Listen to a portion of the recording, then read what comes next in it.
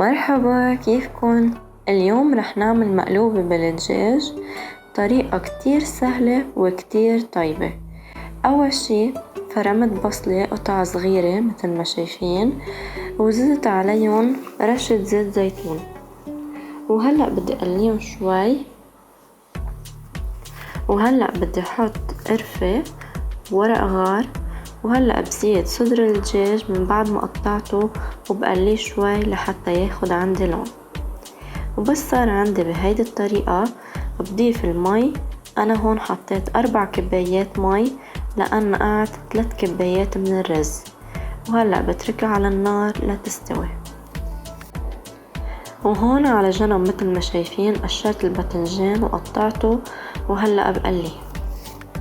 وهلأ بطنجرة بحط الدجاج يلي سويناه، وبعدين بضيف الباذنجان، وهلأ بزيد الرز، وبرجع بعمل طبقة من الدجاج والباذنجان، واخر شي الرز.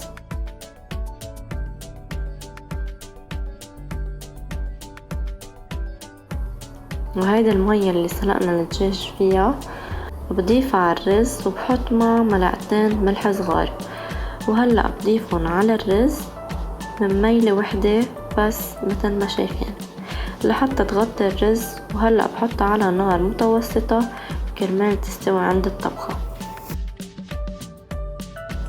وهيدي هي النتيجة النهائية لوصفة اليوم، وصفة سهلة وكتير طيبة مع لوز محمص على الوجه.